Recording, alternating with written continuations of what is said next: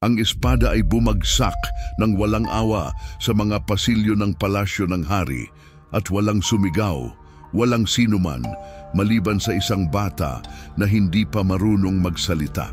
Isang tahimik at sistematikong pagpatay na ipinasya ng isang reyna na ang pangalan ay aalingaw-ngaw sa walang katapusang paghuhusga. Si Atalia, anak ni Akabe, apo ni Jezabel, isang babaeng walang awa at may pusong idolatrista. Walang kilalang kaaway ang Juda na kasing lupit sa panahong iyon, sapagkat sa pagkakataong ito, ang banta ay hindi nagmula sa labas, kundi mula sa loob ng trono, mula sa mga silid ng hari, mula sa mismong tahanan na naghari na ipinanganak mula sa angkan ni David. Hindi siya pumatay dahil sa pagtatanggol o takot, pumatay siya dahil sa ambisyon. Inutusan niyang lipulin ang lahat ng mga inapo ng angkan ng hari upang tiyakin ang kanyang kapangyarihan. Isang kalkulado at maruming hakbang, isang direktang atake sa pangako ng Diyos kay David na ginawa ilang siglo na ang nakalilipas nang ipinangako niyang hindi mawawala ang isang lalaki mula sa kanyang angkan na nakaupo sa trono. At sa araw na iyon, sa Jerusalem, tila ang pangako na iyon ay nabasag, ngunit hindi. May isang bagay o isang tao na nailigtas sa isang eksenang halos walang nakakaalam. Sa kalaliman ng mga silid ng templo, isang babae na tinatawag na Jeoseba, anak ni Haring Horaw at asawa ni Pari Joyada, ay naglagay ng kanyang buhay sa panganib at dinala ang batang si Joas na isang bata pa at itinatago siya sa pagitan ng mga belo, mga ilaw at katahimikan. Dito sa pinakabanal na lugar kung saan ang isang bata ay naging buhay na saksi na kapag ang propesya ay tila natalo, patuloy pa rin ang paggawa ng Diyos. Sa loob ng 6 na taon, walang nakakaalam na ang tagapagmana ay buhay pa. 6 na taon kung saan si Atalia ay naghari, naniniwala na ang angkan ay nawasak na. 6 na taon kung saan ang trono ay nanatiling bakante ngunit hindi nakakalimutan. At ito ang kwento na kaunti lamang ang nakakarinig, hindi ng nagwaging hari kundi ng batang itinago, ng templo na nag-ingat ng isang lihim, ng pari na naghintay sa katahimikan, ng mga tao na nakasaksi sa katapatan ng Diyos sa gitna ng panloob na pagkakatapon ng hari na nagsimula ng puno ng liwanag, ngunit nagtapos sa lilim ng nakalimutang kaharian. Ito ang hindi nasabing kwento ni Joas. Napag-isipan mo na ba ang mga pagkakataon kung saan itinago ka ng Diyos upang maprotektahan ka? Sa mga sandali kung saan ikaw ay iningatan ng hindi mo alam? Sa mga taon ng katahimikan na hindi pag-abandona kundi paghahanda, nakalimutan mo ba kung saan ka nagsimula? Kung ang kwentong ito ay kumikilos sa iyong kaluluwa, magkomento. Ako rin ay itinago ng Diyos. Mag-subscribe para marinig pa ang iba pang kwento na hindi nakalimutan kundi pinatahimik. At ibahagi ang video na ito sa isang tao na kailangang maalala na ang Diyos ay hindi kailanman nakakalimot sa kanyang pangako ni sa mga taong may dala ng pangako sa kanilang mga puso. At nang malaman ni Atalia, ina ni Acacias, na ang kanyang anak na lalaki ay namatay, siya ay tumayo na galit at winasak ang buong angkan ng hari. Sapagkat nang makita niyang ang angkan ni David ay buhay pa, kahit na sa mga bata at mga tagapagmana na walang trono, siya ay nagdulot ng pagkawasak sa buong sambahayan ng Huda at inutusan niyang patayin ang lahat ng mga anak ng hari. At ang bayan ay napuno ng iyak. At ang mga pamilyang hari ng Jerusalem ay nahulog sa pamamagitan ng isang utos ng isang babae lamang na hindi natatakot sa Diyos o sa kanyang tipan. At ang mga pasilyo ng palasyo na dating pinalamutian ng mga papuri at mga korona ay naduwag ng dugo ng mga inosente sapagkat ang puso ni Atalia ay pinalabo at hindi nakilala ng kanyang mga mata ang kabanalan ng trono na ipinangako kay David ng mga henerasyon na walang katapusan, tulad ng nakasulat sa 2 aklat ni Samuel, Kabanata 7, kung saan sinabi ng Panginoon, "Itataas ko pagkatapos mo ang isang mula sa iyong angkan na lalabas sa iyong mga balakang at itatatag ko ang kanyang kaharian at magtatayo ako ng isang bahay sa aking pangalan at itatatag ko ang trono ng kanyang kaharian magpakailanman at magiging ama ako sa kanya at siya ay magiging anak sa akin.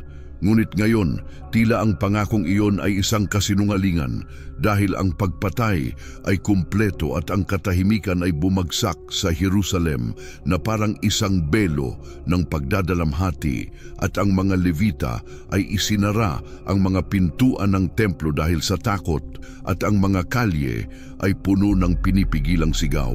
Habang pinapanood ng mga tao ang angkan ng Huda na pinapalayas, lahat ay nasa mga kamay ng isang tao na hindi nararapat magkaroon ng trono ni pangalan. Sapagkat si Atalia ay hindi anak ni David, kundi anak ni Akabe at Jezabel. At ang kanyang paghahari ay hindi isang mana, kundi isang pananakop. At sa kanyang kaluluwa ay sumik ang idolatriya ng mga Baal at ang mga maruming altar mula sa hilaga. At sa parehong kasakiman na iyon, umupo siya sa trono ng Huda at naghari ng walang takot sa Diyos. At kahit na ang mga pari ay umiiyak sa lihim at ang mga matanda ay nagtatakip ng kanilang mga ulo, walang naglakas loob na magtaas ng boses dahil siya ay pumatay ng walang paghatol. At ang mga ina ay nagtago ng kanilang mga anak, natatakot na ang anumang bagong kautusan ay magwawasak sa mga natirang buhay. At nangyari na ang Juda ay tila walang hari, walang mana at walang propesya. Ngunit sa gitna ng kaguluhan at sa mga anino ng templo, isang babaeng may takot sa Diyos ang sumibol tulad ng isang usbong na itinagong sa tuyong lupa. Sapagkat si Joseba, anak ni Haring Horaum, kapatid ni Akasias, at asawa ni Pari Hoyada, ay kinuha ang maliit na si Joas, anak ng kanyang kapatid, at dinala siya mula sa mga anak ng hari na dapat patayin at itinatago siya kasama ng kanyang tagapag-alaga sa silid ng mga higaan sa loob ng templo, kung saan ang insenso ay umaakyat sa gabi at ang ilaw ng altar ay hindi kailanman namamatay. Sapagkat kahit na ang Huda ay tinamaan ng matinding sugat, ang apoy ng tipan ay hindi pa naapoy. At si Joas ay nanatiling itinagong doon sa loob ng 6 na taon sa bahay ni Jeoseba sa pagitan ng mga sagradong kurtina, mga gamit na ginto, mga kantang pinipigilan at mga dasal na tanging mga Levita lamang ang nakakaintindi. At bawat araw na ang bata ay huminga sa lugar na iyon, ito ay isang tagumpay laban sa kamatayan.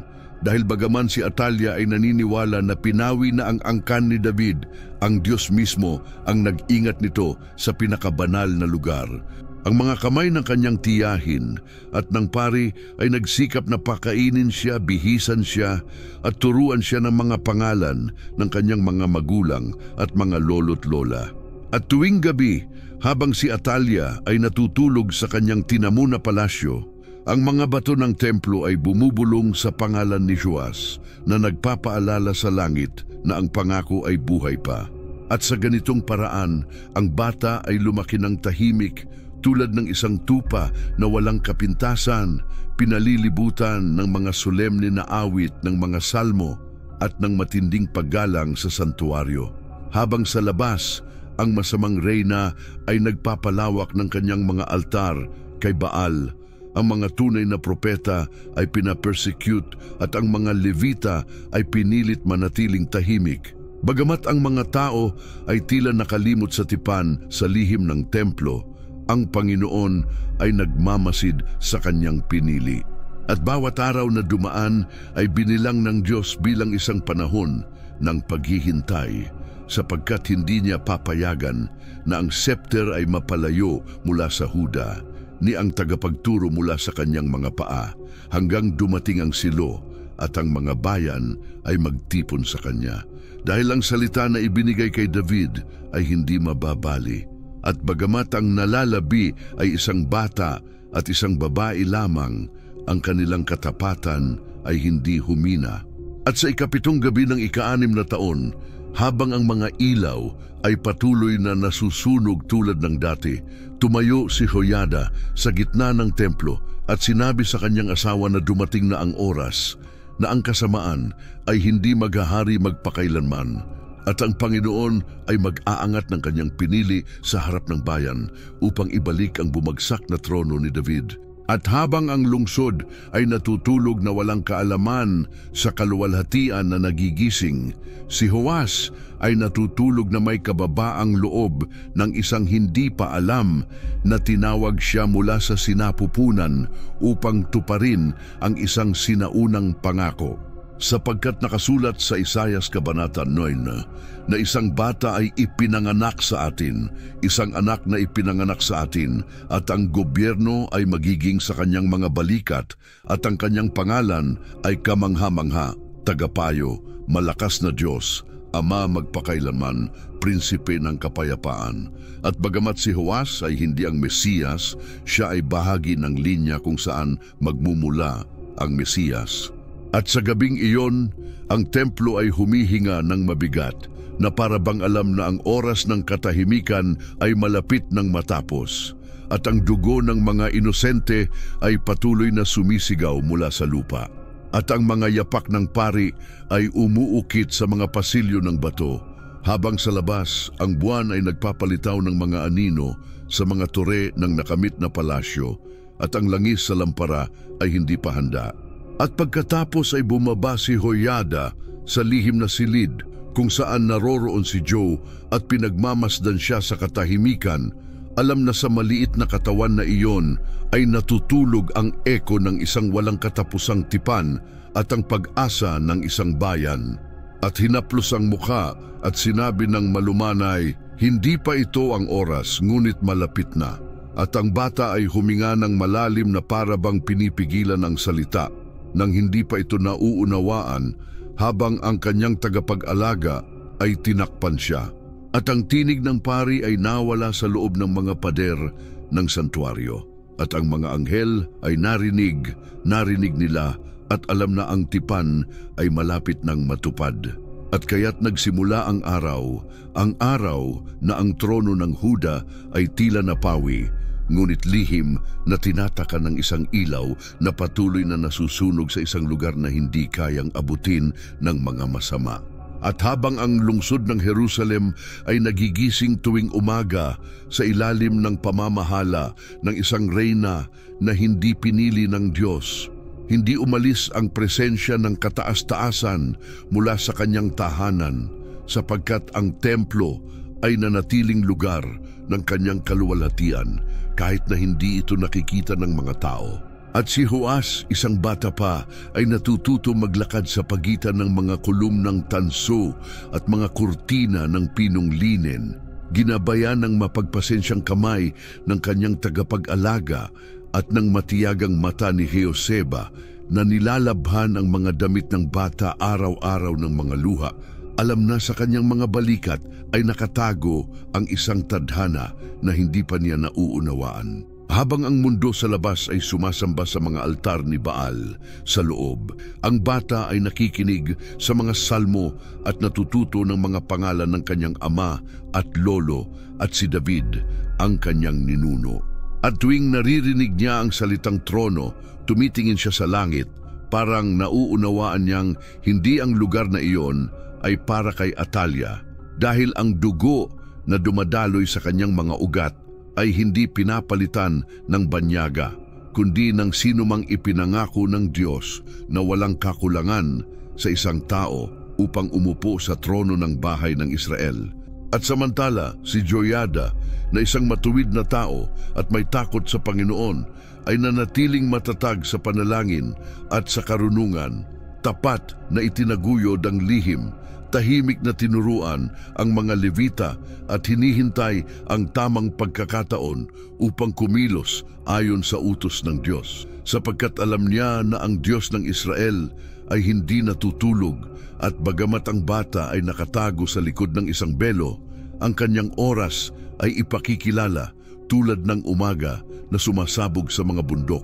At sa ganitong paraan, ang mga araw, mga buwan at mga taon ay lumipas at si Joas ay lumaki sa biyaya at pangunawa sa loob ng mga sagradong korte nang hindi pa nakikilala ang espada o ang korona, ngunit nakikilala ang mga batas, ang mga sakripisyo at ang amoy ng insenso.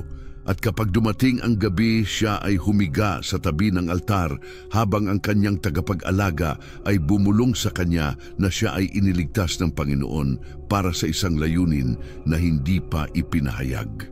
At siya ay natulog ng may kapayapaan, pinalilibutan ng walang katapusang liwanag, hindi alintana ang panganib na nagmamasid sa labas. Sapagkat si Atalia na kumbinsido na niya na nawasak na ang buong angkan ng hari ay nagmamalaki sa kanyang palasyo at nag-aalok ng insenso sa mga idolo. Iniisip na ang kanyang trono ay ligtas nang hindi alam na ang kanyang katapusan ay malapit nang dumating. Sapagkat ang Panginoon na hindi gumagawa ng anuman nang hindi ibinubunyag ang kanyang lihim sa kanyang mga lingkod, ang mga propeta, ay nagtanim sa puso ni Joiada ng isang paniniwala na hindi na matitinag. At bagamat ang takot ay patuloy na lumulutang sa mga pari, ang pag-asa ay nagsimulang umusbong tulad ng isang banayad na hangin sa loob ng mga pader ng templo. Sapagkat ang lihim na pag-iyak ni Joas ay narinig ng langit at ang kanyang sigaw ay ang sigaw ng isang henerasyong pinatahimik ngunit hindi nakalimutan. At bawat hakbang na ginagawa ng bata sa mga batong lapis ay tila isang eko ng pangako na patuloy na umuugong mula sa mga araw ni Samuel at David sapagkat hindi nakakalimot ang Panginoon sa kanyang tipan. At dumating ang araw nang tanungin ni Joas kung bakit siya hindi lumalabas sa bakuran at kung bakit hindi niya nakikita ang kalangitan na malaya tulad ng ibang mga bata. At si Jeoseba na may sugatang mukha ay sumagot na hindi pa oras, ngunit siya ay iningatan para sa isang dakilang bagay, isang bagay na tanging Diyos lamang ang makakapagsabi. At ng gabing iyon, habang ang bata ay natutulog sa lihim na silid, ang buwan ay kumikislap ng mas maliwanag sa templo bilang isang banal na tanda.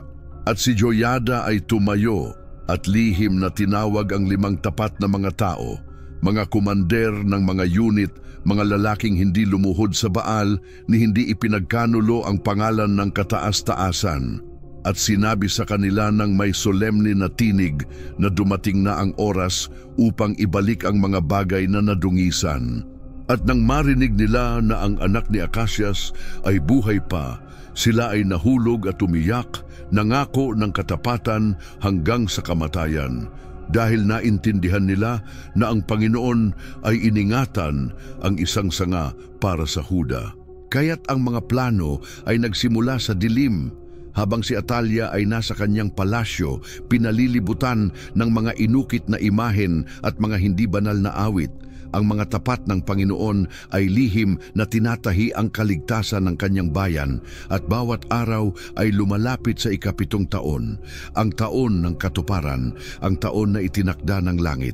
At si Joas, nang hindi ito alam, ay naglalakad patungo sa kanyang tadhana, tinatakpan ng balabal ng biyaya at mga dasal ng isang tapat na nalalabi. At tuwing umaga, paggising, naramdaman niya ang katahimikan ng templo bilang isang kalasag. At tuwing gabi, pagtulog, naramdaman niya ang mga bulong ng pari bilang isang banal na awit. At bagamat hindi pa niya nauunawaan ang bigat ng kanyang angkan at ang kapangyarihan ng kanyang pangalan, ang Panginoon ay itinatag na ang kanyang mata sa kanya. At sa mga mataas na kalangitan, ang tala ng kanyang buhay ay isinulat ng apoy. At gayon ang araw ay inihanda kung saan ang belo ay itataas. At ang bayan na nakalimot kung kailan nakikita ang koronang kay David ay muling itinataas ang kanilang mga mata at nagsabi, "Narito ang hari." At ang sigaw ng isang bansang pinatahimik ng kasalanan ay magsasama sa iyak ng bata na umiiyak sa likod ng belo. At malalaman ng buong Huda na walang reyna kautusan o espada na makakapagwasak ng kung ano ang pinagtibay ng Panginoon sa kanyang walang hanggang pangako. At sa ika-7 araw, siya ay bumalik sa pagsikat ng araw sa Jerusalem na may parehong tahimik na pagdapo na sumakop sa 6 na taon. Ngunit alam ng mga langit na ang katahimikang iyon ay hindi walang laman kundi banal, sapagkat ang Diyos ay gumagawa sa lihim, binabantayan ang nakatagong anak, iningatan sa mga silid ng templo ang anak na maghahatid ng pangalan ni Joas. At ang batang iyon na dating umiiyak sa mga belo, ngayon ay naglalakad ng may solemnidad, tulad ng isang tao na ipinanganak upang umupo sa isang lugar na hindi ginawa ng mga tao, kundi itinaguyod ng pangako ng Diyos. Ang trono ni David ay hindi simpleng isang upuan ng kapangyarihan, kundi isang patotoo ng katapatan ng makapangyarihang Diyos. At sa loob ng 6 na taon na nakatago sa pagitan ng mga kolumnang ng santuaryo, si Joas ay pinakain ng mga salita ng tipan, tinuruan ng mga pari at hinubog sa presensya ng Diyos na nananahan sa pagitan ng mga kerubim. At habang si Atalia ay naghari sa isang bayan ng mga pusong matigas at patuloy na nagtataas ng mga poste ni Asera sa mga mataas na lugar, ang tunay na hari ng Huda ay lumalaki sa kabanalan, hindi nakihalo sa idolatria, hindi nakakita sa mga korte ng mga masama, hindi narinig ang mga tinig ng mundo, kundi ang tinig ng pari, ang tinig ng kanyang tiyahin, ang tinig ng mga Levita at ang eko ng walang hanggan sa bawat sulok ng bahay ni Jehovah. Sapagkat doon, ang ilaw ay patuloy na nagliliyab at ang insenso ay umaakyat sa gabi bilang isang buhay na patutuo na ang tipan ay patuloy na humihinga. At natutunan ni Joas ang kaayusan ng mga sakripisyo, ang kahulugan ng mga gamit ng tabernakulo, ang mga pangalan ng kanyang magulang, ang mga genealogiya ng Huda at ang kapangyarihan ng mga salitang nakasulat sa batas. At bagamat siya ay isang bata lamang, ang kanyang puso ay nahubog tulad ng isang hari ayon sa puso ng Diyos.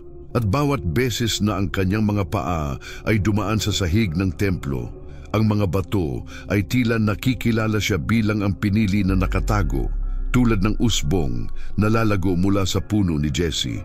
At sa bawat sulok kung saan siya huminto, ang mga anghel ay tahimik upang marinig ang kanyang paghinga. At ang mga sinaunang pader, saksi ng kaban, ay tahimik na binabayaran ang mga hakbang ng bata na magiging hari.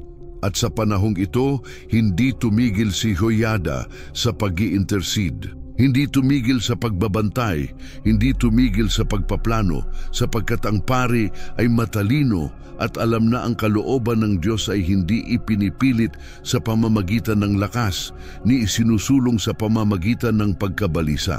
At naghintay siya ng 6 na taon.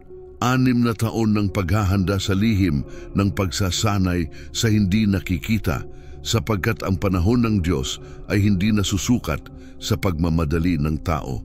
At nang magsimula ang ika-7 taon at si Joas ay 7 taon na, alam ng pari na ang kalakasan ng kanyang kaluluwa ay nahubog sa apoy ng pagsunod.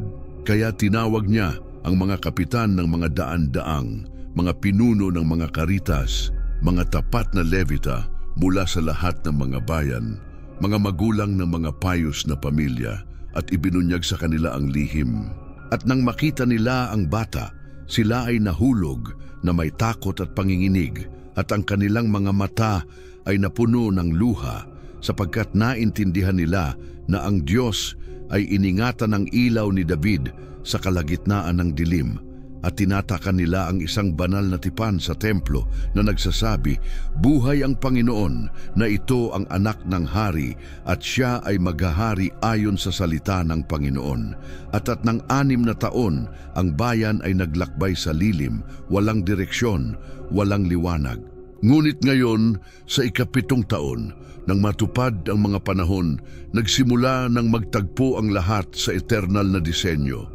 At hindi lang basta batang si Joas, siya ay isang buhay na patunay na ang salita ng Panginoon ay hindi kailanman bumabalik ng walang saysay, at na kahit ang mga langit at ang lupa ay maglaho, ang sinabi niya ay mananatili magpakailanman. At habang ang mga grupo ay lihim na nagtipon, habang ang mga pare ay inaayos ang mga awit, habang ang mga trompetero ay nililinis ang kanilang mga instrumento, at ang mga bantay ay pinapahiran ng kanilang mga kamay ng langis, si Joas ay sinuotan ng kasuotan ng angkan ng hari, ng manta ng purong linen na inihanda noong mga araw ni Solomon. Ang mga dating korona na nakatago sa mga silid ng templo ay dinala muli upang ipatong sa kanyang ulo, sapagkat ang lahat ng ito ay iniingatan para sa araw na ito. At bawat bagay, bawat gamit, bawat galaw ay bahagi ng isang eksenang isinulat ng langit bago pa mang maghari si Atalia. At habang ang lungsod ay natutulog, hindi alam kung ano ang mangyayari. Ang templo ay kumikinang ng isang liwanag na hindi nagmula sa mga lampara o mga sulo, kundi mula sa kaluwalhatian ng Diyos na muling nagpakita sa angkan na kanyang pinili. At si Joas, nang tumayo sa harap ng mga pari, hindi nag-alinlangan, hindi umiyak, hindi tumakas, sapagkat sa kanyang puso ay itinanim na ang takot sa Panginoon. At bagamat ang kanyang mga kamay ay maliit pa, ang scepter na tatanggapin niya ay hindi para magpakita ng kapangyarihan, kundi para ibalik ang katarungan. At sa ganitong paraan, natapos ang 6 na taon ng paghihintay, 6 na taon sa santuaryo, 6 na taon ng banal na katahimikan, ng hindi nakikitang paghahanda, ng nakatagong layunin. Mga taon kung saan ang trono ng Huda ay tila nawala, ngunit sa katotohanan ay inihahanda sa pinakabanal na lugar, kung saan walang espada ang makararating at walang masamang reyna ang makakawasak nito, sapagkat ang itinatago ng Diyos ay hindi matutuklasan ng sinuman, at ang iniingatan ng Diyos ay hindi matitinag ng kaaway. At kaya, nang sumikang araw sa 7 taon, nagbago ang kasaysayan ng hindi alam ng bayan, sapagkat sa loob ng templo ay nakatayo ang isang bata na may dugo ni David, isang pusong tinuruan sa mga landas ng Panginoon, at isang mata na nakatuon hindi sa trono ng kahoy, kundi sa katapatan ng Diyos na nag-iingat ng kanyang tipan hanggang sa libo-libong salinlahi. At nang dumating ang 7 taon at natapos ang itinakdang oras ng langit sa lupa, si Pari Joiada, ang matanda, matuwid at marunong, ay tumayo ng maaga sa bahay ni Jehova. Ang kanyang mukha ay nagniningning sa katiyakan na tanging ang Espiritu ng Panginoon lamang ang makapagbibigay. At lihim niyang tinawag ang mga senturyon, mga kapitan ng gwardiya at mga pinuno ng mga Levita at mga pangulo ng mga sambahayan ng Huda. Ang mga hindi lumuhod sa harap ni Baal, ni hindi tinagusan ng kanilang mga kamay ng maruming sakripisyo, ni dinala ang mga ito sa mga looban ng templo. At doon, sa ilalim ng lilim ng altar, sa tabi ng mga kolumna ng tanso na nagpapakita pa rin ng mga magagandang araw ni Solomon, pinangako niya sa kanila sa pangalan ng Diyos ni Abraham, Isaac at Jacob na ang anak ni Haring Akasias na iniligtas sa loob ng 6 na taon sa pinakabanal na lugar ay narito, at na ang Panginoon ay iningatan siya upang umupo sa trono ng kanyang amang si David, ayon sa kanyang walang katapusang pangako. At nang marinig ng mga tao ito, sila ay nagpatira pa at nagluha, dahil naintindihan nila na hindi nila harap ang isang plano ng tao o isang estratehiya ng politika, kundi ang katuparan ng isang salita na selyado ng maraming siglo. At ipinakita sa kanila ni Joiada ang batang si Joas na suot ang linen, ang kanyang mga mata ay kumikislap ng inosensya at ang kanyang mukha ay minarkahan ng liwanag ng templo. At lahat ay nakita sa kanya hindi isang ulilang itinago, kundi isang hari na pinili. Kaya't nagbigay ng mga detalyadong tagubilin ang pari, tulad ng isang general sa gitna ng banal na larangan, at hinati ang mga Levita at mga kapitan sa 3 grupo. Isa para magbantay sa timog na pintuan, isa para magbantay sa pintuan ng templo, at ang pangatlo para sa bahay ng mga pundasyon. At binihisan ang bawat isa ng mga sibat at kalasag na dating pag-aari ng Haring David na iniingatan sa santuaryo mula sa mga nakaraang henerasyon, sapagkat hindi sa mga bagong armas ni mga banyagang kasunduan ibabalik ang trono, kundi sa mga bagay na ibinigay na ng Panginoon. At ang bayan ay lihim na tinawag at ang mga Levita ay ipinamahagi ayon sa mga pamilya nila. At ang buong Jerusalem ay gumalaw na parang hindi nila alam ang anuman. Ngunit sa loob ng templo, ang tensyon ay banal at ang oras ay lumalapit. At nang dumating ang araw na itinakda para sa sakripisyo, nang dumating ang bayan upang magdasal ayon sa kautusan, inutusan niyang kunin ang batang si Joas at ilagay siya sa tabi ng kolumna ng hari, sa lugar na tanging ang mga hari lamang ang maaaring tumayo. At dinala nila ang korona at ang patotoo at pinahiran siya ng langis, ng purong langis, ayon sa utos ng Panginoon sa pamamagitan ni Moises. At itinaas nila ang kanilang mga tinig at nagsabi, "Buhay ang hari!" At pinatugtog ang mga trompeta, at ang mga Levita ay umawit ng mga salmo, ang mga tao ay nagtipon-tipo tulad ng mga araw ni Josue. At ang tinig ng Panginoon ay umahon mula sa kagalakan, mula sa looban hanggang sa mga ulap, sapagkat pagkatapos ng 6 na taon ng dilim, ang liwanag ay muling kumislap sa Huda. At si Atalia, nang marinig ang sigaw ng mga tao, ay iniwan ang kanyang palasyo at pumunta sa templo.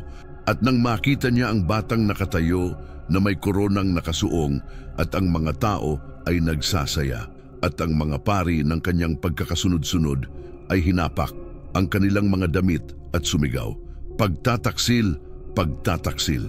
Hindi, ngunit hindi na ang kanyang tinig ang may kapangyarihan, sapagkat natapos na ang panahon ng kanyang pamamahala.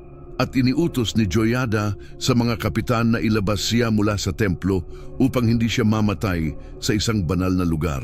At siya ay dinala sa daanan ng mga kabayo sa tabi ng palasyo, at doon siya ipinapatay ayon sa paghatol ng Diyos. At ang mga tao ay hindi lumuha para sa kanya, ni walang pagluluksa sa Jerusalem, sapagkat nauunawaan nilang ang kanyang pamamahala ay isang kasuklam-suklam sa mata ng kataas-taasan.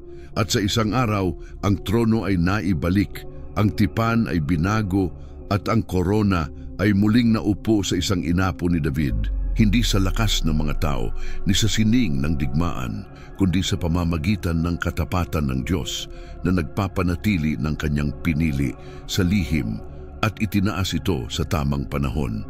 At si Joiada ay gumawa ng isang tipan sa pagitan ng Panginoon, ng hari at ng mga tao, at sa pagitan nila kung sino ang magiging bayan ng Panginoon. At ang buong Juda ay nagalak ng labis at ibinagsak ang templo ni Baal, winasak ang mga altar nito, sinira ang mga imahe nito, at pinatay ang pari ni Baal sa harap ng mga altar, sapagkat ang pagsisikap ni Jehova ay nagising at ang mga tao ay bumalik sa kanilang Diyos. At sila ay nagbantay sa bahay ng Panginoon at inayos ang mga pangkat ng mga pari ayon sa ipinag-utos ni David, at nagdala ng mga handog at mga holokausto. At ang mga tao ay umawit habang ang batang hari ay dinala sa palasyo at umupo sa trono ng mga hari.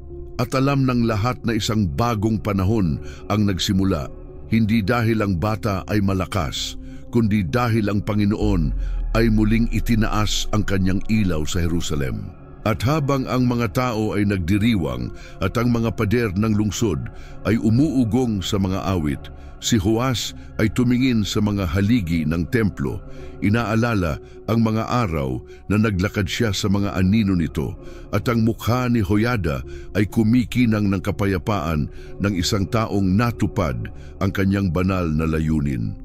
At sa ganitong paraan ay binuksan ang pinto para sa mga taon na ang katarungan ay maibabalik sa Juda, at ang alaala ni David ay mamumunga tulad ng isang olibo na itinanim sa tabi ng mga ilog ng buhay na tubig. At ang batang dating nakatago sa likod ng tabing, ngayon ay nakita ng buong bansa, hindi bilang isang nakaligtas, kundi bilang isang buhay na saksi na ang trono ng Panginoon ay nakabatay sa katarungan at ang kanyang salita ay hindi nabibigo.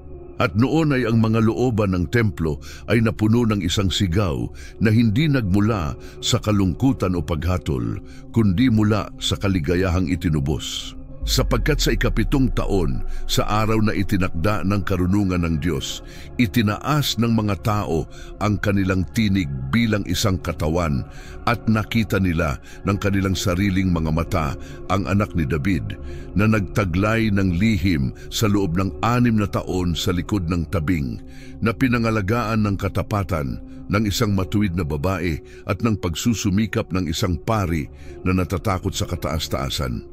At ang mga tao na hanggang noon ay naglakad sa mga anino, nalilito sa hindi lehitimong autoridad ni Atalia, ngayon ay nakaluhod na may mukha sa lupa, kinikilala na ang trono ng Huda ay hindi patay, na ang ilaw ng Panginoon ay hindi nawala, at ang bata na naroroon sa tabi ng royal na haligi na koronahan ng ginto at pinahiran ng banal na langis, ay hindi imbensyon ng mga tao, kundi ang sagot mula sa langit sa sigaw ng isang bansang nakalimutan ang kanilang tipan.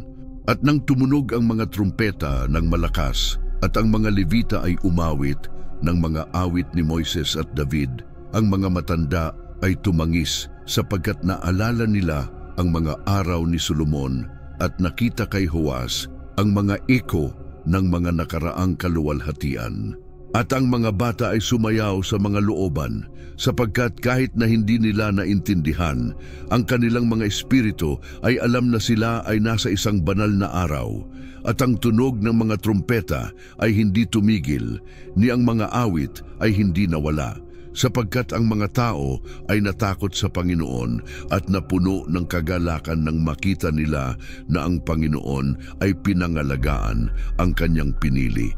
At habang ang karamihan ay nagprostrado, si Joas ay nagmasid ng bukas na mata at tahimik na mukha, walang kayabangan, walang takot, bilang isang tao na nabuo sa lihim ng ilaw ng walang hanggan.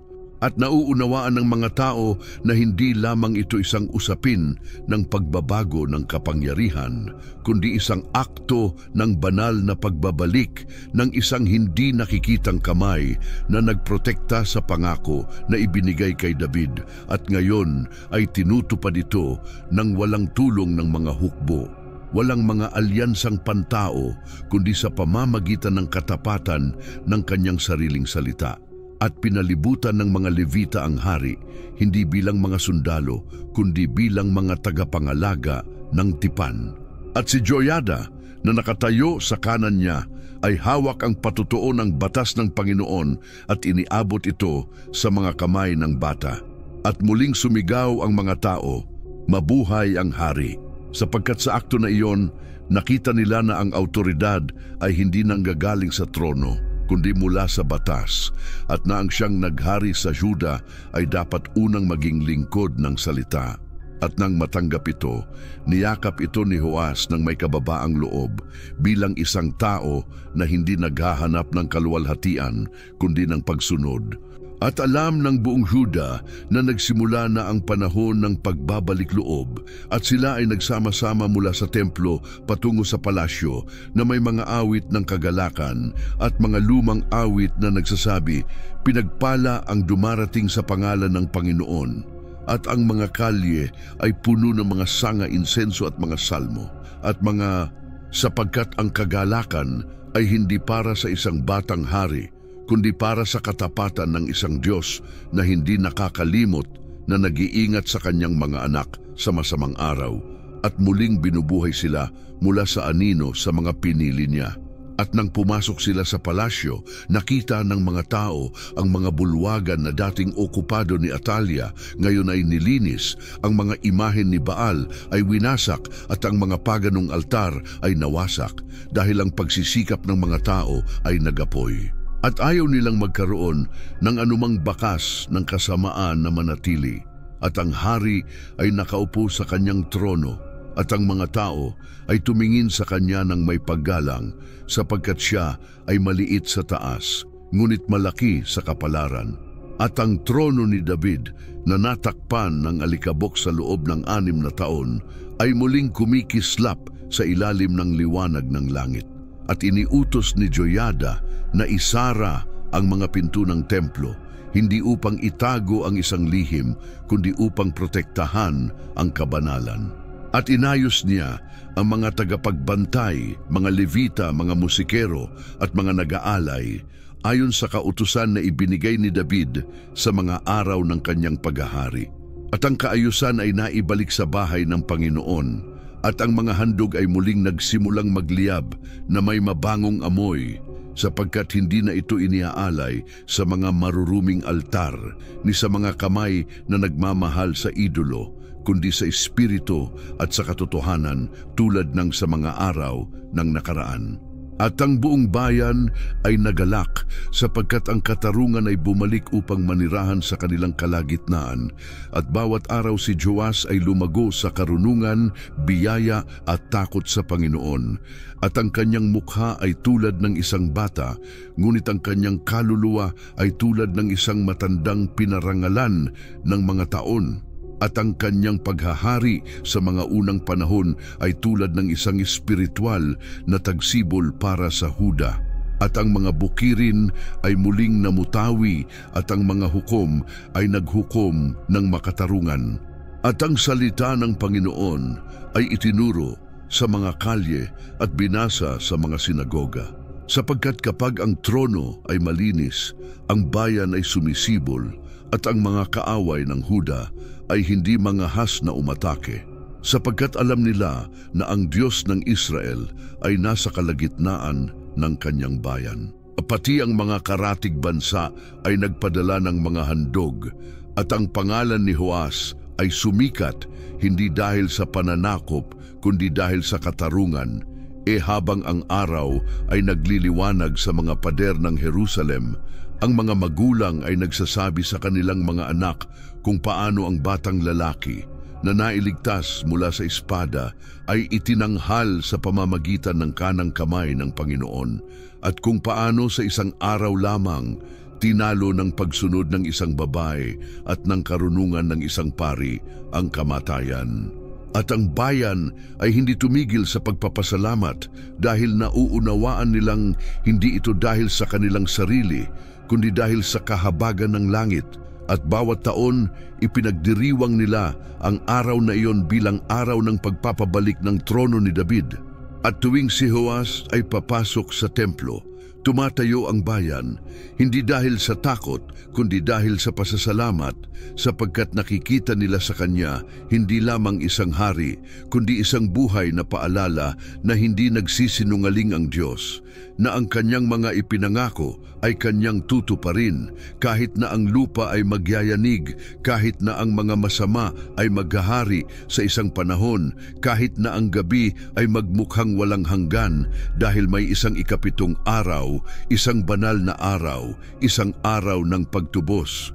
At kapag dumating ang araw na iyon, ang mga taong naglakad sa dilim ay makakakita ng malaking liwanag, at ang mga naninirahan sa lilim ng kamatayan, ang liwanag ay magniningning sa kanila.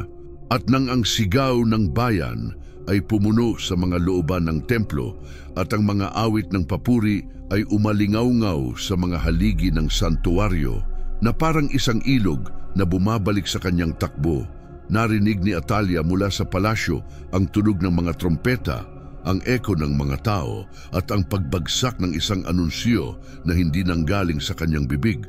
At tumayo siya na may galit at takot, niluray ang kanyang mga royal na kasuotan at nagmadali papunta sa bahay ni Jehova, iniisip na may isang sabwatan na laban sa kanya.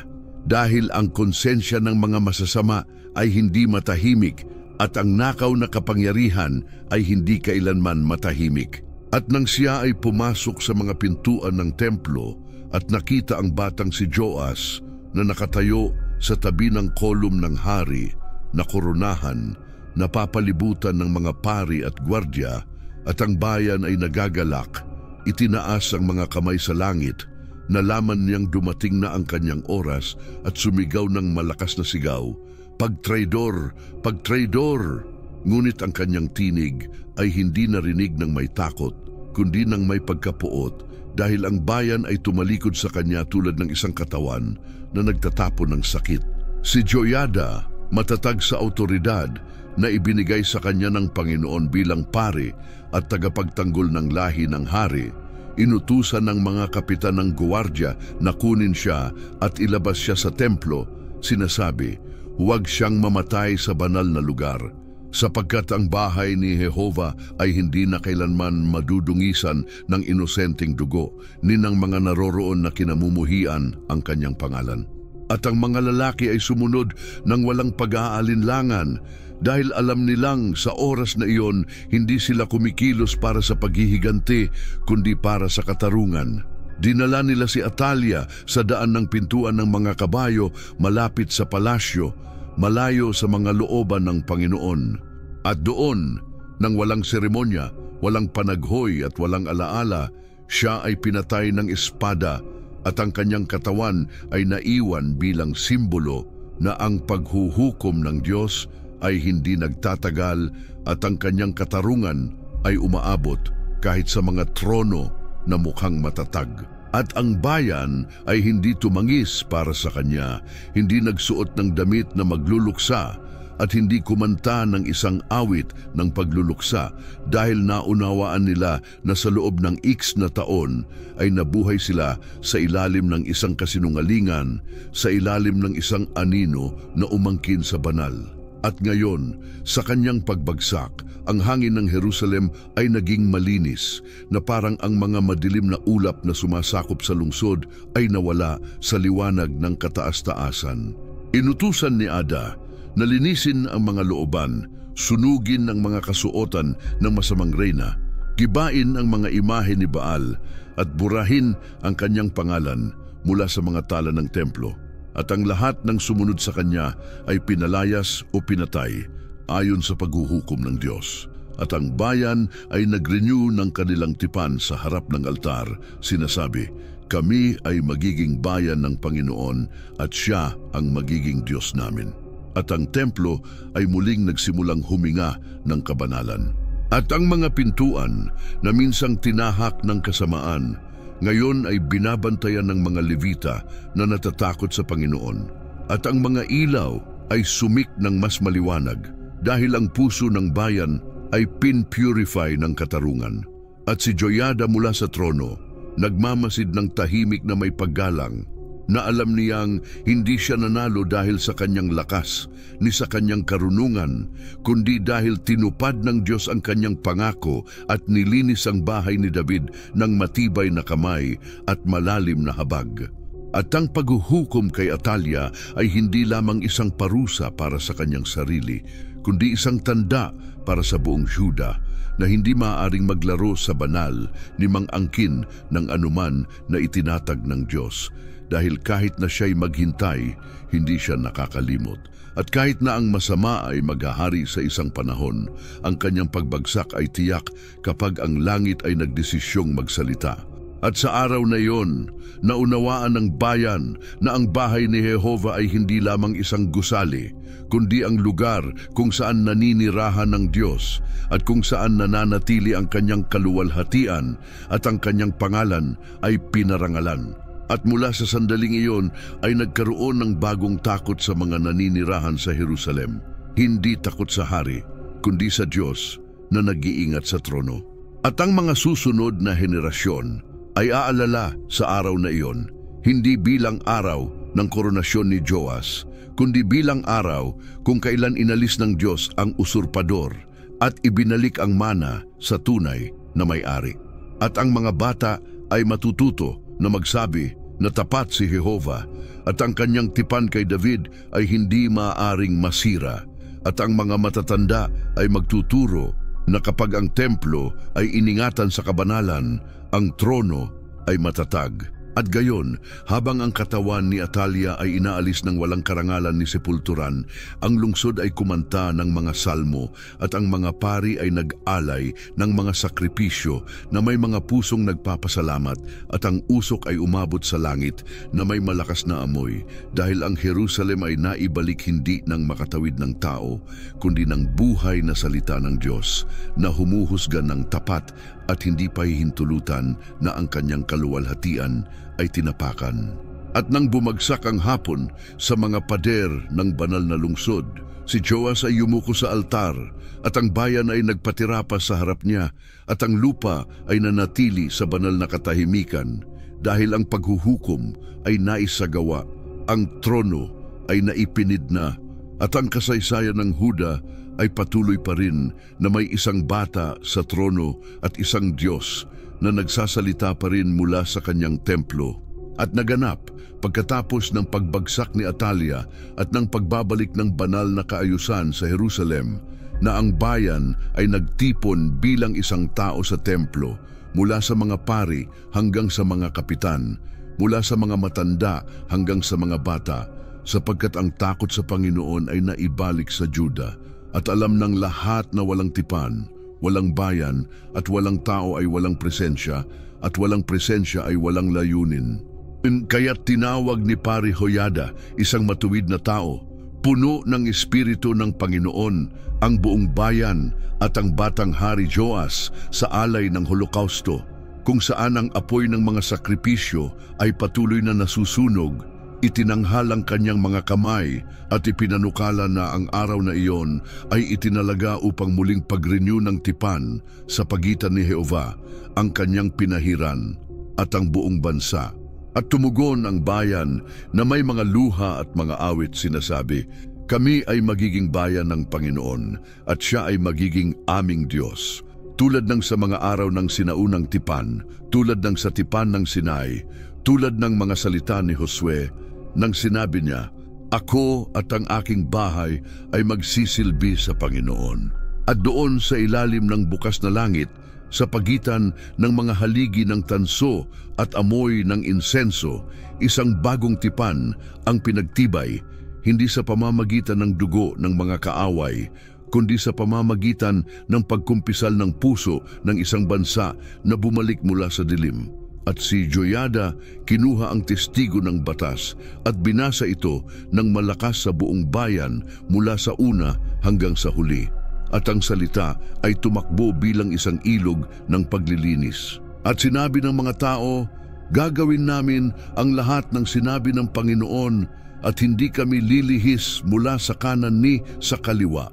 At pagkatapos ay bumaba sila sa prosesyon sa templo ni Baal na itinayo ni Atalia at ng kanyang mga tagasunod sa kalagitnaan ng Jerusalem bilang isang hamon sa Diyos na buhay. At doon, gamit ang mga martilyo at mga lubid, winasak nila ang mga haligi, sirain ang mga imahen, sinunog ang mga gamit, pinunit ang kanilang mga masamang kasuotan at pinatay si Mata, ang pari ni Baal, sa harap ng maling altar upang walang matirang alaala ni pangalan sa lungsod ni David. At ang alikabok ng mga idolo ay dinala palabas ng lungsod bilang karumihan at ang templo ni Jehova ay nilinis gamit ang mga awit ng mga Levita, ng tubig ritual at ng langis na pinabanal. At ang kaayusang pangpari na itinatag ni David at ng kanyang anak na si Salomon ay ibinalik sa mga tagapagtanggol, mga awit, mga tagapag-alay, mga nag-aalay ng insenso at mga tagapagbantay ng mga banal na kagamitan. At si Joiada ay nagtakda ng mga guwardya sa mga pintuan ng templo upang walang sinuman ang makapasok na marumi. At ang bayan ay nag-alay ng may kaligayahan, hindi dahil sa pamimilit, kundi dahil sa pasasalamat, dahil alam nila na ang Panginoon ay bumalik upang manirahan sa kanilang kalagitnaan. At ang batang Hari Joas ay inaral araw-araw ng pari at mga eskriba sa batas ni Moises, sa mga daan ng kanyang mga magulang at sa mga batas ng katarungan. At siya ay lumago sa karunungan, sa takot sa Panginoon at sa kababaang loob ng puso. At ang mga taon ng kasamaan ay pinalitan ng mga taon ng kapayapaan. At habang ang Jerusalem ay naging matatag, ang mga pintuan ay naayos at ang mga pader ay naibalik. At ang awit ng mga Levita ay tinugtog tuwing umaga tulad ng mga araw ni David. At ang buong bayan ay umunlad dahil ang presensya ng Panginoon ay kasama nila. At ang mga kalapit na bansa ay natakot na lumapit dahil alam nilang ang Diyos ng Israel ay tumindig na parang leon sa ibabaw ng kanyang pag-aari. At ang mga unang nagbiro ngayon ay nagpadala ng mga handog at tributo at nagsabi, "Narito, bumalik na ang Huda sa kanyang Diyos." At ang patutuo ng katapatan ng Diyos ay kumalat mula sa Lebanon hanggang sa Black Sea. At ang alaala ni Atalia ay nabura tulad ng usok.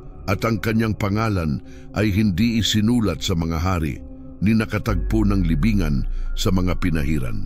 At bawat taon, sa araw ng tipan, ang bayan ay nagtipon sa templo at nag-alay ng mga voluntaryong holokausto at inalala ng may mga luha ng pasasalamat ang sandali ng ipinahayag si Joas, at ang kanyang mga anak ay kumanta para sa kanilang mga magulang. Tulad ng isang batang itinago, siya ay pinalaki ng Diyos upang ibalik ang mga bagay na tila nawala, at natutunan ng mga henerasyon na ang trono ay matatag lamang kapag ang mga puso ng tao ay nagkakaisa sa tipan sa langit. At ganun ang mga araw ay dumaan at ang templo ay muling naging isang bahay ng panalangin at hindi isang pugad ng mga magnanakaw. At ang mga ilaw ay hindi tumigil sa pagsindi at ang insenso ay umaakyat tuwing gabi at ang patotoo ay itinatag sa tabi ng kaban. At ang mga pergamino ay kinopya, at ang mga eskriba ay nagturo sa mga pook. At si Joas na pumapasok araw-araw sa bahay ng Panginoon, yumuko at nagsabi ng malumanay, "Ito ang aking kanlungan, ito ang aking pinagmulan, at dito ang aking Diyos." At ang mga nakakita sa kanya ay alam na hindi siya katulad ng mga hari ng mga bansa, dahil ang kanyang trono ay itinataas sa kababaan, at ang kanyang scepter ay sinusuportahan ng pagsunod. At ang buong bayan ay alam na ang kaluwalhatian ay hindi nasa ginto, ni sa espada, kundi sa katapatan ng tipan. At ganun ang tipan ay tinatakan sa pagitan ng Diyos, ang kanyang hari, at ang kanyang bayan, hindi sa mga nakikitang tanda, kundi sa mga pusong binago. At ang templo ay kumikislap tulad ng mga araw ng dedikasyon ni Solomon. Dahil ang parehong Diyos na nagpuno ng bahay ng kanyang kaluwalhatian noong nakaraan, ngayon ay bumalik upang manirahan sa kalagitnaan ng kanyang bayan, hindi dahil sa mga nagawa ng tao, kundi dahil sa katapatan sa kanyang pangalan. At ito ay sa mga araw nang ang lupain ng Huda ay nakatagpo ng isang kapayapaan na hindi nagmumula sa katahimikan ng takot, kundi sa pagkakaisa na ipinanganak ng tipan na binago. Dahil habang si Haring Joas na bata pa ay naninirahan sa palasyo na nilinis mula sa mga bakas ni Atalia, ang pari na si Joyada, isang matanda na may mukha ng kapayapaan at puso na puno ng pagnanasa para sa batas ng kataas-taasan, ay naglalakad sa kanyang tabi tulad ng isang ama na nagtuturo sa anak sa mga walang hanggang daan. At ang bayan ay nagmasid sa pagsasamang ito na may pag-asa. Alam nilang sa pagsunod ng isa at karunungan ng isa pa ay nakasalalay ang lihim ng isang panahon ng katarungan. At ganun ang mga taon ay dumaan isa-isa. At si Joas ay lumaki sa taas, pangunawa at pagpapasya sa pagitan ng mabuti at masama. Natututo hindi sa mga bulwagan ng kapangyarihan, kundi sa mga looban ng templo, kung saan ang bawat ladrilyo ay nagsasalita ng isang Diyos na naninirahan sa gitna ng kanyang bayan. At araw-araw, bago gumawa ng anumang desisyon, kumonsulta si Joas kay Joyada. At gabi-gabi, bago matulog, inaalala niya ang mga salita ng pari na nagturo sa kanya na walang koronang matatag kung walang takot sa Diyos at walang kaharian na magtatagal kung walang katarungan. Samantalang ang templo ay umunlad, ang mga pamilya ay dumating na may mga voluntaryong handog at ang mga Levita ay nagpapatuloy ng kanilang pagkakasunod-sunod. Ang mga hukom ay humusga ng makatarungan. Ang mga mangangalakal ay umunlad ng may makatarungang balanse at ang mga matanda ay nagturo ng batas ni Moises sa mga pintuan ng lungsod. Ang Jerusalem ay naging parang isang bukirin na binubuhusan ng mga lihim na ilog dahil ang pagpapala ng Panginoon ay nasa kanilang tahanan at ang mga kalaban ay hindi nagtaas, ni ang tagtuyot ay hindi sumira sa kanila. Sapagkat kapag ang puso ng bayan ay matuwid sa harap ng Diyos, ni espada ni gutom ang may kapangyarihan. At si Joas, bagamat isang hari, ay nag-enjoy sa pagpasok sa templo bawat umaga at bago maupo sa kanyang trono, siya ay yumuyuko sa harap ng altar na tanso at ang kanyang mga labi ay nagsasalita ng mga salitang tanging ang langit ang nakakarinig at ang kanyang kaluluwa ay malinis sapagkat siya ay pinalakas sa apoy ng katahimikan at hindi sa agos ng mga salusalo. At ang kanyang paghahari ay mahaba, matatag, matibay. At ang buong Huda ay pinalakas sa ilalim ng kanyang kamay. Ngunit ang kamay ni Joiada ang naggiya at hindi dahil sa ambisyon, kundi dahil sa katapatan. Dahil hindi niya hinanap ang kanyang sariling kaluwalhatian, kundi makita ang layuning banal na matupad sa buhay ng batang iniligtas niya mula sa kamatayan. At ang matandang pari ay tulad ng isang puno ng oak na ang anino ay nagbibigay buhay sa hardin at hindi naglalagay ng pasanin kundi nag-aalok ng payo at hindi kumokolekta ng tributo kundi pagsunod sa batas. At habang si Joas ay lumago, nauunawaan niyang ang kanyang paghahari ay hindi dahil sa sarili niyang halaga, kundi dahil sa habag, at na kung siya ay iniahon mula sa pagiging hindi kilala, ito ay upang magsilbi, hindi upang paglingkuran. At ang mga taon ay dumaan tulad ng mga panahon ng pag-aani, at ang bayan ay kumanta ng mga papuri sa mga puok. At ang mga bata ay natututo mula sa mga nakatatanda na mayroong isang panahon nang ang templo ay nasira, ngunit natutunan din nilang mayroong isang batang itinago at kalaunan ay ipinahayag. At ang kanilang mga magulang ay sinasabing solemneng, ang hari na ito ay hindi tulad ng iba dahil siya ay pinalaki ng salita at binuhay ng kamay ni Jehova. At dahil dito, ang pangalan ni Joas ay kumalat sa mga kalapit na bayan bilang isang simbolo ng pagbabalik loob. At pati ang mga banyaga na nakarinig ng kanyang kwento ay nagsabi, dakila ang Diyos ng Huda na nagbabantay sa kanyang pinahiran sa araw ng kalungkutan at itinaas siya sa takdang araw at pagpapalain siya ng Panginoong Diyos. Ang mga taon ng kaluwalhatian ay mahahabang taon sapagkat nakabatay sila sa takot sa Panginoon, at ang mga matatanda ay nabuhay sa kapayapaan. At ang mga kabataan ay natutunan ang sining ng karunungan, at ang mga kababaihan ay nanganak ng walang takot, at ang mga bukirin ay nagbunga ng walang kakulangan. At ang templo ay kumikislap tulad ng mga araw ni Solomon, at ang tunog ng harp at salterium ay hindi tumigil. At ang mga Levita ay nagsabi, ang Panginoon ay naghahari at ang kanyang trono ay walang hanggan. At si Joas, tuwing siya ay yumuyuko sa harap ng kaban, ay naaalala kung saan siya dinala ng Panginoon.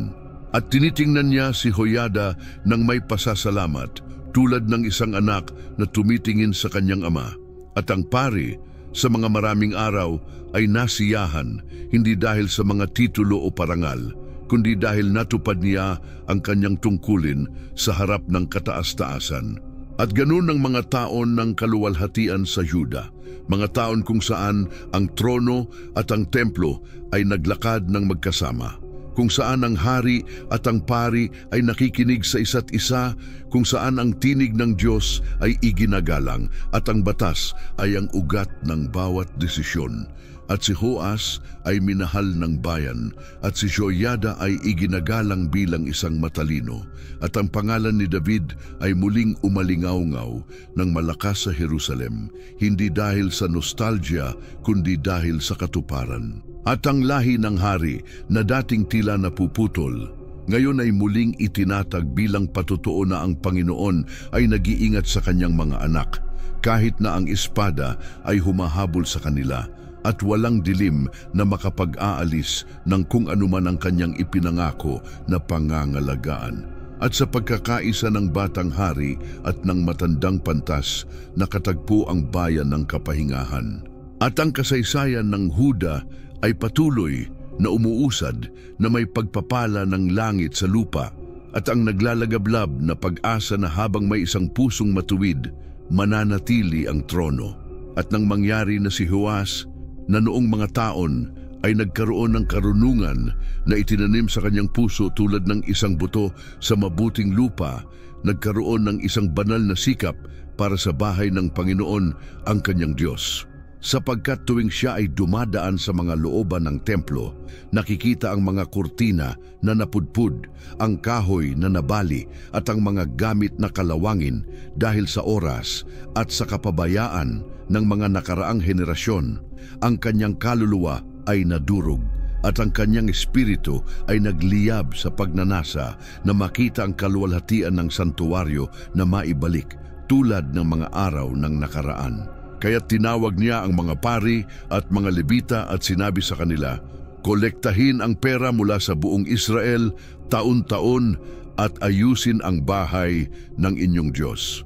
At lahat ng nakarinig nito ay alam na hindi siya nagsasalita tulad ng isang taong naghahanap ng karangalan, kundi tulad ng isang taong nakatanda sa pag-alala na ang templo ay kanyang kanlungan, kanyang duyan, kanyang lihim na lugar. At nagsimula ang mga pari na kumilos alinsunod sa utos ng hari, ngunit dumaan ang mga araw at walang sipag ni bunga. Nakita ni Joas na hindi nagdadala ang bayan ng mga handog tulad ng iniutos, kaya tinawag niya si Joiada at sinabi sa kanya, "Bakit hindi ninyo dinadala ang mga handog ayon sa hinihingi ng mga Levita na dapat mangolekta ng buwis mula sa Huda at Jerusalem at dalhin ito sa tabernakulo ng patotoo tulad ng iniutos ni Moises, lingkod ng Panginoon at ng kongregasyon ng Israel?" Dahil ang mga anak ni Atalia ay nakasira sa bahay ng Diyos at may mga guho pa ng kanilang kasamaan. Si Joiada na nauunawaan na dumating na ang oras, nag-utos na gumawa ng isang kahon na yari sa kahoy at inilagay ito sa labas ng pintuan ng templo at nagpadala ng utos sa buong Huda at Jerusalem upang magdala ng alay sa Panginoon tulad ng iniutos ni Moises sa disyerto. At ang bayan ay tumugon ng may kagalakan, nagdala ng mga lalaki, babae at mga bata na may mga handog. At tuwing umaga ang kahon ay napupuno ng pilak, ginto, tanso at mga mahalagang bato dahil ang puso ng bayan ay naantig ng halimbawa ng hari. At dinala ng mga Levita ang kahon sa harap ng mga eskriba ng hari, binubuksan ang yaman at ibinalik ito sa kanyang lugar. At sa ganitong paraan, nakalikom ng malaking halaga ng mga yaman para sa pagpapaganda ng templo. At ibinigay ni Joas ang gawain sa mga tapat na tao na may malasakit sa bahay ng Diyos. Bumili sila ng mga mason, mga karpintero, panday, at mga manggagawa na eksperto sa ginto at pilak. At sinimulan nilang ayusin ang mga pader, mga pintuan, mga haligi, mga gamit, mga plorera, mga kandelero at mga altar. At bawat araw ay naririnig ang tunog ng mga martilyo at mga pang-ukit na parang banal na musika sapagkat bawat hampas ay nagbabalik ng karangalan sa tahanan ng kataas-taasan. Ang templo ay muling kumikislap, hindi sa mundong karangyaan, kundi sa banal na dignidad. At si Joas ay naglakad sa pagitan ng mga manggagawa ng may paggalang, tinatanaw ang bawat detalye, hindi bilang tagapamahala, kundi bilang isang mananamba, dahil alam niyang ang lugar na iyon ay naging kanyang kanlungan noong siya ay tinutugis. At ngayon ay nararapat itong maging kanlungan ng buong bansa na naghahanap sa Panginoon. At ang bayan ay hindi lamang nakita sa kanya ang isang makatarungang hari, kundi isang tagapagbago ng kabanalan. Ang templo ay naging sentro ng buhay ng Huda, hindi bilang simbolo, kundi bilang isang buhay na katotohanan.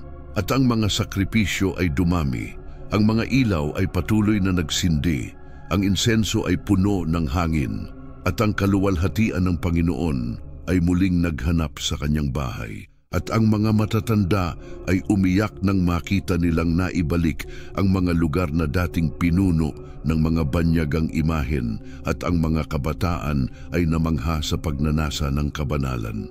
At nagsimulang mahalin ng mga henerasyon ang templo tulad ng mga araw ni David at Solomon. At alam ng buong Huda na ang Panginoon ay naroroon, hindi dahil sa obligasyon, kundi dahil sa kanyang kasiyahan. At nag-utos si Joas na gumawa ng mga bagong gamit na yari sa ginto at pilak para sa serbisyo, at nag-alay sila ng mga holokausto araw-araw ayon sa kautusan na may mga awit, mga salteryo at harpa na inutos ni David. At ang lahat ay ginawa ng may pag-iingat at walang kapabayaan, dahil ang hari mismo ay nagbabantay, at si Joiada kahit matanda ay naggiya ng may karunungan. At ang templo ay naibalik sa kanyang orihinal na anyo at higit pa. At ang bayan ay nagsabi, "Malalaking bagay ang ginawa ng Panginoon sa amin." At walang bahay sa mga bansa na katulad ng bahay ni Jehova, ni isang hari tulad ni Joas, na ang layunin ay hindi ang ginto, ni ang kasikatan, kundi ang karangalan ng lugar kung saan piniling manirahan ang Panginoon. At sa mga araw na iyon, wala ni isang digmaan, gutom o salot, dahil ang pabor ng Diyos ay nasa Yuda. At tuwing may isang banyaga na dumarating sa Jerusalem at nagtatanong kung bakit kumikinang ang gusali sa ibabaw ng mga burol, sasabihin ng mga tao, "Ito ang templo ng Diyos na buhay na itinayo ng kanyang hari, pinahiran at pinangangalagaan ng kanyang tipan."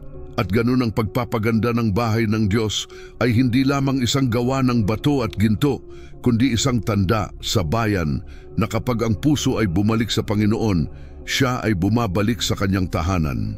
At kapag ang kanyang presensya ay pinarangalan, siya ay magpaparangal sa kanyang bayan. At ito ang kaluwalhatian na nakilala ni Joas sa kanyang mga araw ng katapatan, nang ang templo ay kumikinang, at ang bayan ay nagpatirapa, at ang pari ay nagbigay ng pagpapala, at ang buong Huda ay huminga tulad ng isang katawan na muling nabuhay pagkatapos ng mahabang taglamig ng kasamaan.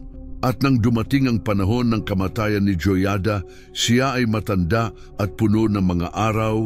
Matapos ang higit sa isang siglo ng buhay, alam na hindi lamang siya nakasaksi sa kaguluhan at muling pagpapaganda, kundi siya rin ay naging instrumento sa parehong mga bagay. Nalaman ng bayan na ang isang haligi ay malapit ng alisin. At sa buong Huda, isang katahimikan ang sumik, hindi dahil sa takot, kundi sa paggalang. Dahil ang matandang pari na lihim na nagligtas sa buhay ng hari, na tinawag ang bayan sa tipan, na naibalik ang tunay na pagsamba at nagbantay para sa kalinisan ng templo, ngayon ay nakahiga na walang lakas sa kanyang kama. Si Joas, na pinalaki sa ilalim ng kanyang lilim, ay naupo sa tabi niya at hinawakan ng kanyang kamay, at ang mga mata ng hari ay napuno ng luha. Hindi dahil sa namatay na isang tagapayo, kundi dahil ang kanyang ama sa espiritu ay aalis na, ang nagligtas sa kanya mula sa espada at nagbigay ng katuruan sa batas. Si Joiada, sa kanyang mga huling salita, ay nagsabi, "Matakot ka sa Jehova, ingatan mo ang kanyang bahay, at huwag kalimutan na ang trono ay ipinagkaloob at ang scepter ay mas mabigat kaysa sa ginto." At si Joas ay yumuko ang mukha at umiyak. At hindi naglaon, ibinigay ng pari ang kanyang espiritu, at hindi inilibing sa pagitan ng mga Levita, kundi sa lungsod ni David sa mga hari, dahil ginawa niyang mabuti sa Israel, sa Diyos at sa kanyang bahay. At ang buong bayan ay nagbigay galang sa kanya bilang isang matuwid, at ang tunog ng pagluluksa ay banal. Ang mga susunod na henerasyon ay aalala sa kanya bilang tagapangalaga ng tipan. Ngunit nang mawala ang alingawngaw ng kanyang kamatayan at nawala ang mga tinig ng konseho, ang puso ni Joas ay nagsimulang humilig hindi patungo sa idolo ng isang araw, kundi sa mabangis na indifference na nangyayari kapag ang alaala ng matuwid ay lumamig. At ang mga prinsipe ng Huda ay lumapit sa kanya, yumuko sa kanya at nakinig. Iniwan nila ang bahay ng Jehova, ang Diyos ng kanilang mga magulang, at nagsilbi sa mga imahen ng Aera at mga idolo. At ang galit ng Panginoon ay sumik laban sa Huda at Jerusalem dahil sa kanilang hindi pananampalataya. At bagaman nagpadala ang Diyos ng mga propeta upang magbalik loob sila, hindi nila narinig. At ang puso ni Joas, na dati ay tinuruan ng katarungan, ay nagsimulang tumigas, hindi sa pamamagitan ng bukas na pag-aalsa, kundi sa unti-unting pagpapabaya, sapagkat nakalimutan niya ang taong nagligtas sa kanya at sa kanyang kamangmangan ay lumayo mula sa takot sa Diyos. At nang si Zacarias, anak ni Joiada, ay tumayo sa pamamagitan ng Espiritu ng Panginoon at nagpropesya na nagsasabing, "Bakit ninyo nilalapastangan ang mga utos ni Jehova at hindi magiging maganda sa inyo? Dahil iniwan ninyo ang Panginoon, siya rin ay iiwan kayo." Hindi nagpakumbaba si Joas, hindi nagbago, hindi nagsisi, kundi iniutos niyang batuhin siya sa looban ng bahay ni Jehova. At ganun nga, namatay si Zacarias, anak ng kanyang tagapangalaga, ang buhay na patutuo ng katapatan ng kanyang ama. At habang siya'y bumabagsak, sinabi niya, "Naway makita ito ng Panginoon," at humingi ng katarungan. At ang dugo ni Zacarias ay sumanib sa alikabok ng santuwaryo, at ang altar ay naparumi dahil sa kawalan ng katarungan ng hari na ipinanganak sa parehong lugar. Ang templo na noon ay naibalik gamit ang ginto ay ngayon marumi ng paglimos. At ang bansang nagtipan sa mga araw ng liwanag ay ngayon muling dumaraan sa dilim, sapagkat ang kaluwalhatian ay hindi nagpapatuloy ng walang pagsunod. At ang kasaganaan na walang takot ay nagiging isang bato ng pagkatapilok. At nagsimulang lumihis ang bayan, at ang paghuhukom ng Diyos ay naghahanda tulad ng isang mabigat na ulap na papalapit sa Jerusalem. Sapagkat nakalimutan ni Joas na ang scepter ay may kasamang responsibilidad, at na ang trono ay hindi pinapalakas ng kasikatan kundi ng katapatan. At ang buong Huda ay nagsimulang magkasira ng paunti-unti, at ang mga pari ay natatakot magsalita, at ang mga propeta ay pinatahimik. Ang dugo ng mga matuwid ay sumisigaw mula sa looban, ngunit walang sumasagot, sapagkat kapag ang puso ay tumigas, kahit ang mga salita ng langit ay parang malayo, at ang ilaw na dating maliwanag ay ngayon kumikislap ng mahina. Ang templo, bagamat kumikinang pa rin sa hitsura, ay nagsisimula ng mawalan ng reverensya, at ang korona na dating kumikinang bilang tanda ng pabor ng Diyos ay ngayon malamig na nakaupo sa noo ng hari. At nagsimulang kalimutan ng mga henerasyon hindi lamang si Joiada, kundi pati ang Diyos ni Joiada. At ganun, ang kamatayan ng pari ay hindi lamang pagtatapos ng isang tao, kundi simula ng katahimikan, simula ng eko ng pagpapabaya. Ang dati ay kaluwalhatian, ngayon ay naging babala, at ang restorasyon ay naging pagkalugmok, sapagkat ang katapatan ay hindi minamana, ito'y pinapalago. Ang tipan ay hindi nabubuhay, maliban kung ito'y pinangangalagaan ng may malasakit. At si Joas, na dati ay isang simbolo ng pag-asa, ay naging larawan ng babala, at ang mga araw ng kaluwalhatian ay nasa likod na namin. Ang kasaysayan ay umuusad patungo sa paghuhukom, at ang dugo ni Zacarias, anak ni Joiada, ay hindi natuyo sa looban, ni ang kanyang sigaw ay nakalimutan sa langit. Sapagkat ang Diyos ng Israel ay nakikinig sa tinig ng mga inosente, at kapag ito'y umaabot mula sa banal na lugar, walang kaharian, hari, ni karamihan ng tao na maaaring patahimikin ito. At ganun nga, sa parehong lugar kung saan mga taon ang nakaraan ay naibalik ang katarungan sa pamamagitan ng kamay ng pari, ngayon ang lupa ay marumi ng pagtataksil at ang altar ay tahimik na sumaksi sa krimen. Sapagkat si Joas na itinago sa templo at pinanatili ng matuwid na si Joiada ay ngayon nagutos ng kamatayan sa anak ng kanyang tagapagligtas, ang tagapagmana ng isang katapatan na nagsustento sa trono ng lahat ay tila nawawala. Si Zacarias, na puspos ng Espiritu ng Panginoon, ay hindi nagsalita ng dahil sa alitan o makasariling ambisyon, kundi sa pagnanasa para sa kaluwalhatian ng Diyos.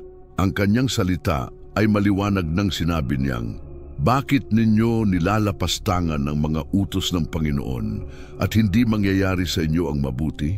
Ngunit tumigas pa rin ang puso ng hari at hindi niya naalala ang tipan, ni ang altar, ni ang kanlungan na dati naging kanyang duyan. At nang si Zacarias ay batuhin hanggang sa mamatay sa pagitan ng altar at ng santuaryo, wala ni isa ang tumanggol sa kanya, ni isa ang nagtaas ng tinig, at sa kanyang huling hininga, tumingin siya sa langit at nagsabi, "Naway makita ito ng Panginoon." At nakita ng langit at humingi ang langit ng katarungan, sapagkat ang paghuhukom ng kataas-taasan ay hindi natutulog, at kahit na ito ay magtagal, tiyak na darating. Ang dugo na ibinuhos sa banal na lugar ay hindi humihiling ng paghihiganti, kundi ng katarungan. At mula sa araw na iyon, ang puso ng kadiliman ay lalong lumakas at nagsimulang magbulungan ang bayan, at ang takot ay naging isang kaugalian. Ang templo na dating sentro ng kagalakan ay ngayon iniiwasan ng mga hindi nais makita ang lugar kung saan pinatay ang isang propeta ng hari. At ang mga matatanda ay hindi na nagsalita tungkol sa mga araw ni Joiada, at ang mga Levita ay nag-aalay ng sakripisyo ng may nanginginig na mga kamay. At sa mga salmo ng templo ay wala na ang parehong sigla, sapagkat ang dugo ni Zacarias ay tila umuukit sa bawat sulok. At habang ang hari ay nauubos sa mga tao na nagpapapalakpak sa kanya, ang kanyang konsensya ay nanatiling tahimik, at ang bayan ay nawalan ng pananaw, sapagkat kung saan walang propesiya, ang bayan ay naliligaw. At nagsimulang kumilos ang paghuhukom ng Diyos mula sa malayo, tulad ng isang mabigat na ulap sa abot-tanaw. At nang dumating ang hukbo ng Syria laban sa Huda, nakakaunti ang bilang at walang alyansa sa ibang mga kaharian. Ipinagkaloob ng Panginoon sa kanilang mga kamay, hindi dahil sa lakas ng mga Syria, kundi dahil sa kasalanan ng bayan. At ang paghuhukom ay bumagsak tulad ng kidlat. Ang mga prinsipe ng Huda ay nilipol at nagdala ng malaking samsam patungong Damasco. At si Joas ay malubhang nasugatan. At ang mga pader ng Jerusalem ay yumanig sa unang pagkakataon sa maraming taon. At sa gitna ng kanyang paghihirap, hindi tumingin ang hari sa Diyos, ni hinanap ang kanyang mukha, sapagkat ang kanyang puso ay tumigas na. At sa kanyang kama ng sakit ay walang propeta na bumisita sa kanya, ni pari na nagdasal para sa kanya, sapagkat siya ay nagbreak ng tipan sa dugo ng mga matuwid. At habang siya ay mahina, ang kanyang mga sariling lingkod ay nagkasundong magtaksil laban sa kanya, at pinatay siya sa kanyang kama.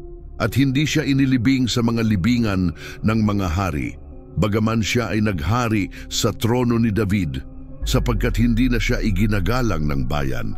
At ang kanyang mga huling gawa ay pumikit sa kanyang mga simula. At ganun namatay ang isang taong dati ay simbolo ng pagtubos, ngunit natapos bilang isang babala.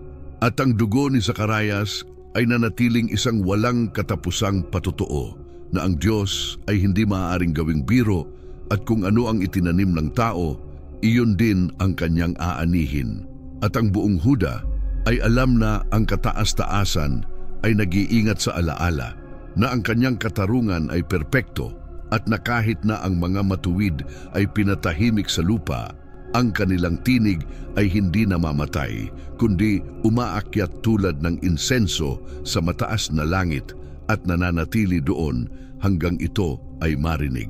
Sa mga susunod na taon, tinuruan ng mga pantas ang kanilang mga anak na hindi sapat magsimula ng mabuti, kundi kailangang manatiling tapat hanggang sa wakas.